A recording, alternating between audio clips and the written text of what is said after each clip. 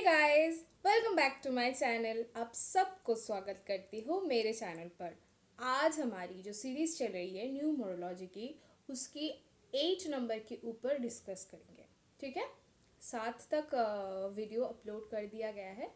अगर आपकी नंबर 7 तक है तो आप जाके चेक कर सकते हो, और अगर आपकी नंबर 8 है तो आप इस वीडियो पे टिके रहो। तो कौन है 8 वाले पर्सन? अगर आपकी जन्म किसी भी महीने की, जनवरी से लेकर दिसंबर तक की, अगर आपकी जन्म जनवरी से दिसंबर तक की किसी भी महीने की 8 तारीख को, 17 तारीख को और 26 तारीख को, नंबर 8, 17 एंड 26, किसी भी मंथ की अगर इन 3 डेट्स पर आपकी जन्म हुई है तो आपकी नंबर है 8। नंबर 8 की जो रूलिंग प्लैनेट है वो है सैटर्न। देखो, सैटर्न एस्ट्रोलॉजी में, वैदिक एस्ट्रोलॉजी में 10th house and 11th house, natural जो हाउसेस है उसकी 10th house and 11th house मकर राशि एंड कुंभ राशि के मालिक है। तो मकर राशि कौन सा है, क्या दर्शाता है? मकर राशि दर्शाता है कर्म को, और 11th हाउस दिखाता है आपकी गेन को, है ना। तो कर्म, अगर आप कर्म करते हो तभी तो आपकी गेन होती है, तभी तो आपकी वृद्धि होती है, तभी तो आप वेल्दी होते हो। तो नेचुरली सैटर्न की जो प्रेजेंटेशन है, सैटर्न का जो मूल मंत्र है वो है कर्म करो। और क्या है, नेचुरली सैटर्न आपको लाइफ में बहुत ज़्यादा लेसन्स देते हैं, बहुत ज़्यादा स्ट्रगल भी करना पड़ता है। नंबर 8 वाले को ज़्यादातर देखा जाता है कि एटलीस्ट 26th एज तक स्ट्रगल तो करना ही पड़ता है, या तो 35 एज तक। ठीक है, लेकिन 35 एज के बाद आपकी लाइफ एक तरीके से बैलेंस्ड हो जाती है, तब तक आपको सब कुछ मिल गया होता है। लेकिन उससे आगे की लाइफ जो होती है, क्योंकि देखो 8 की जो साइन अगर आप देखोगे, 8 की अगर आप साइन देखते हो तो ये है इन्फिनाइट। ठीक है, मतलब कि अनंत। तो इसके अंदर बहुत स्ट्रेंथ होती है, बहुत ज़्यादा, ये बहुत ताकतवर होते हैं। अगर मैं आसान शब्दों में कहूँ तो ये बहुत ज़्यादा पावरफुल होते हैं, इनकी पर्सनालिटी बहुत ज़्यादा पावरफुल होती है। और अगर कोई इंसान पावरफुल है और उसकी लाइफ में स्ट्रगल है, तो वो इंसान एक हद तक जाकर इतना मेच्योर पर्सन हो जाता है और इतना कैपेबल हो जाता है कि वो लाइफ की किसी भी चैलेंज से नहीं डरता है। लेकिन देखा जाता है कि इस लोगों को, मतलब नंबर 8 वाले को 26 एज के अंदर ही, क्योंकि इन्हें बहुत ज़्यादा स्ट्रगल देखने को मिलता है, बहुत ज़्यादा चैलेंजेस मिल जाता है इनको, तो इनको कई दफ़ा मैंने देखा है कि इनको सक्सेस भी 26 एज के पहले ही मिल जाता है। मतलब ऐसा भी है, ऐसे बहुत सारे एग्जाम्पल्स हैं, मैं उनकी नाम अभी नहीं ले रही हूँ, लेकिन ऐसे बहुत सारे एग्जाम्पल्स हैं जिन्होंने 26 एज से पहले ही बिलियनियर तक बन गए, मिलीनियर बिलियनियर तक बन गए। मतलब इनमें इतनी ज़्यादा पोटेंशियलिटी होती है, ये इतना ज़्यादा फोकस्ड होते हैं अपने कर्म को लेकर, अपने करियर को लेकर। हालांकि स्टेबिलिटी में प्रॉब्लम होती है, स्टेबिलिटी में इश्यूज होती है। अगर आपकी नेटल चार्ट, आपकी खुद की पर्सनल जो बर्थ चार्ट होती है, मतलब आपकी date of birth, time of birth, place of birth से जो आपकी जो पर्सनल हॉरोस्कोप बनती है, अगर उसमें सूर्य कमज़ोर हो, या फिर सूर्य कमज़ोर हो जाए तब जाके थोड़ी बहुत, या फिर सैटर्न की भी मतलब शनि की पोजीशन भी अगर सही नहीं है, तब जाके स्टेबिलिटी की इश्यूज होती है। लेकिन चैलेंजेस को संभालते हुए आप कई दफ़ा इतना कैपेबल बन जाते हो कि आपको सक्सेस भी मिल जाता है। ठीक है, लेकिन अगर आपके चार्ट में, पर्सनल चार्ट में अगर मून यानी कि चंद्रमा कमज़ोर हो जाए तो आपको मेंटल इश्यूज बहुत ज़्यादा होती है, आपको बहुत ज़्यादा मानसिक तनाव फेस करना पड़ता है। कई दफ़ा आप अपने जो खुद की जो रिलेटिव्स है, अपने हैं, उनको भी खो देते हो बहुत कम उम्र में, या फिर ऐसे लॉसेस होते हैं जो शायद एक्सपेक्टेड नहीं था, शायद आपने एक्सपेक्ट नहीं किया था, लेकिन ऐसा देखा जाता है कि ऐसा होता है। लेकिन मेरी एक और ऑब्जर्वेशन है, आपके करियर में आप बहुत सक्सेस पाते हो, और आपकी जनरल जो करियर होती है वो ऐसा है कि आप, मतलब अगर आप देखो नंबर 8 के साथ थोड़ा सा, मतलब थोड़ी चीज़ें मैं क्लियर करना चाहूँगी। नंबर 8 को क्योंकि बहुत ज़्यादा चैलेंजेस फेस करना पड़ता है लाइफ के स्टार्टिंग से ही, तो उनको क्या करना है, मैंने अगर आपको बताना है तो मैं आपको यही सजेशन दूंगी कि आप अपने आप को बहुत स्पिरिचुअल रखो।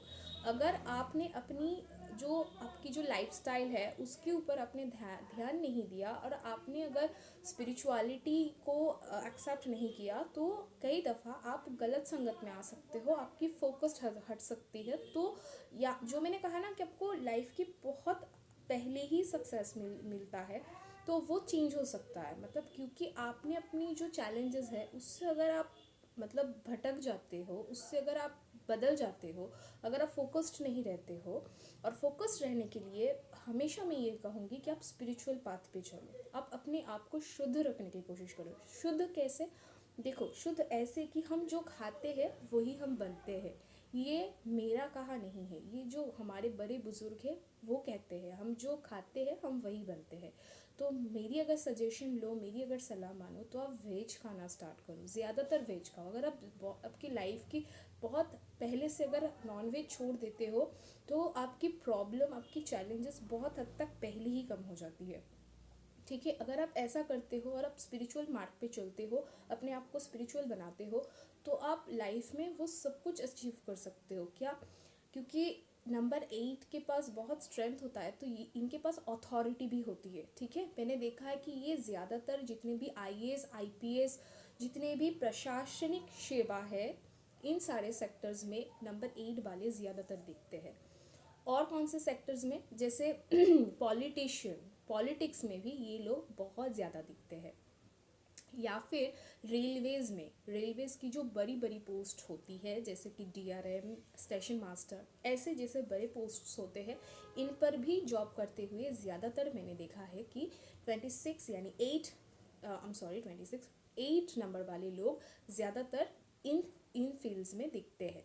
या फिर जो जितने भी बड़ी जो गवर्नमेंट की जो फैक्ट्रीज है, जैसे rifle factory, metal steel factory, जो भी गवर्नमेंट की जो सेक्टर्स है, जो गवर्नमेंट की जो फैक्ट्रीज है, उनमें भी देखा जाता है, और प्राइवेट फैक्ट्रीज में भी देखा जा सकता है। क्योंकि सैटर्न लेबर क्लास सोसाइटी को भी दिखाता है, लेबर क्लास को भी दर्शाता है। तो मैं हमेशा ये कहती हूँ कि अगर आपकी नंबर 8 है, तो आप लेबर क्लास जो कम्युनिटी है, लेबर क्लास जो लोग हैं, उनके साथ अपना जो रिलेशन है वो बहुत अच्छे से मेंटेन करो। हालांकि ये करते ही हो, आप नेचुरली ही करते हो, लेकिन होता है ना कि हमारी पर्सनल हॉरोस्कोप के साथ न्यूमरोलॉजी थोड़ी डिफरेंट है ना। मैंने कहा ना, न्यूमरोलॉजी आसान है, बहुत आसान है, बहुत आसानी से समझा जा सकता है, लेकिन इससे हम पिन पॉइंट प्रेडिक्शन नहीं करते।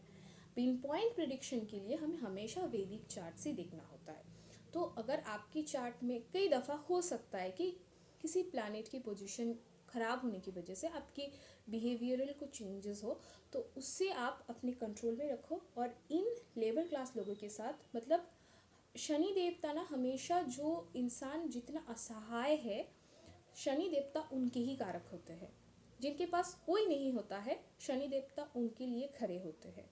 शनि देवता कर्म को ज़्यादा प्रायोरिटी देते हैं। शनि देवता, अगर आप कर्म करते हो, आपकी लक में कुछ भी हो, आपके पर्सनल हॉरोस्कोप में कुछ भी हो, कुछ मैटर नहीं करता, लेकिन अगर आपने अपना कर्म सही समय पर सही कर्म किया ना, तो शनि महाराज आपके साथ कभी कोई अन्याय होने नहीं देंगे। हो सकता है कि आपने अपनी पास्ट लाइफ कर्मा के अकॉर्डिंग अपनी जो हॉरोस्कोप है वो बना के लाई हो, लेकिन फिर भी आपने अगर इस जीवन में सच्चाई के साथ, अपने सही नियत के साथ, न्याय के साथ अपने काम किया, तो आपको अंत तक आपकी ही जीत होगी। अंत तक आपको वो सब कुछ मिलेगा जो आप डिजर्व करते हो। वो लोग जो कि मतलब ऐसा है ना कि बहुत सारे लोग के साढ़े साथी से डरते हो, ढैया से डरते हो, लेकिन मैंने देखा है कि ये नंबर 8 वाले लोग उस समय ज़्यादा फ्लरिश कर जाते हैं, ज़्यादा मतलब प्रमोशन उनको मिल जाता है, ज़्यादा गेन होता है। मैंने कहा ना कि नेचुरली ही सैटर्न कर्म और गेन इनकी कारक है, तो ये दोनों उस समय आपको ज़्यादा आपकी लाइफ में वो ट्रिगर कर देता है। लेकिन शर्त एक ही है, आपको न्याय करना है, आपको सच्चाई की राह पे चलना है, आपको उन लोगों के साथ अच्छाई करनी है जिन जो असहाय है। लोग क्या करते हैं कि उसके उसके साथ तो कोई नहीं है, वो असहाय है, तो उसके साथ लोग जनरली नॉर्मली अच्छे से बिहेव नहीं करते हैं। अरे तुम तो लेबर क्लास हो, उनके साथ क्या मिलना, उनके साथ क्या बैठना। लेकिन मैंने देखा है कि ये लोग नंबर 8 वाले लोग ज़्यादातर ऐसी तरीके की लोगों से ही ज़्यादा मिलते हैं, ऐसे लोगों से ही ज़्यादा प्रभावित होते हैं, ऐसे लोगों के साथ उनको बैठना पसंद होता है, और इसी के चलते इनको लाइफ में ज़्यादा जल्दी सक्सेस मिल जाता है। मैंने कहा ना कि लाइफ में बहुत फर्स्ट हाफ में इनको चैलेंजेस भी जितना मिलता है, सक्सेस पाने की प्रोबेबिलिटीज़ भी उतनी ही ज़्यादा होती है। और आपकी जो लाइफ की जो करियर की बात मैंने कह दिया है, फिर भी एक बार थोड़ी सी बता देती हूँ। आप बहुत अच्छे प्रशासक बन सकते हो, आप बहुत अच्छे पॉलिटिशियन बन सकते हो, आप क्रिएटिव फील्ड में आ सकते हो, आप इंजीनियरिंग फील्ड में जा सकते हो, आप रेलवेज़ की जॉब की तरफ भी जा सकते हो।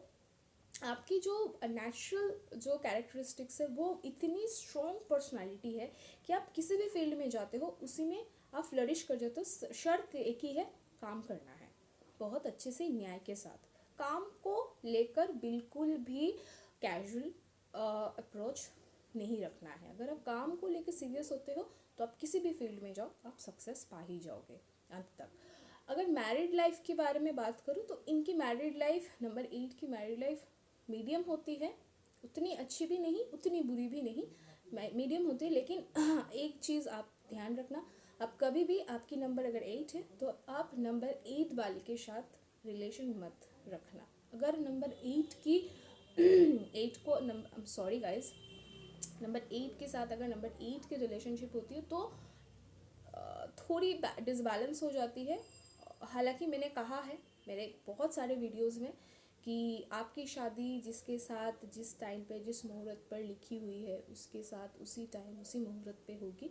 फिर भी रिलेशनशिप को छोड़ के ऐसे अगर बिजनेस डील कर रहे हो या आप किसी 8 नंबर के हाउस में रह रहे हो, आपकी फ़ोन नंबर में 8 की ज़्यादा यूजेस है, तो ये मत करो, इसे बंद कर दो। मतलब नंबर आपकी नंबर अगर 8 है तो आपको नंबर 8 की जो यूजेस है उसे बिल्कुल कम कर देना है। बिल्कुल अगर बंद कर सकते हो तो बहुत अच्छा है।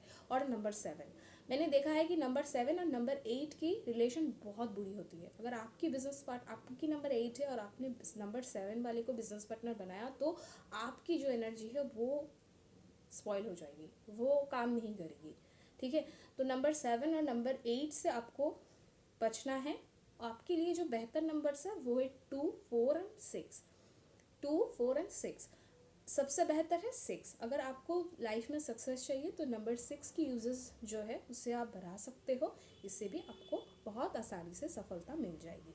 आपको अगर लाइफ में सक्सेस पाना है और आपकी जो मैंने कहा क्योंकि चैलेंजेस बहुत ज़्यादा है, तो आपको अगर आपकी लाइफ की जो चैलेंजेस है उसे कम करना है तो हर रोज़ नमः शिवाय का जाप करें, और हो सके तो भोलेनाथ की पूजा भी करें।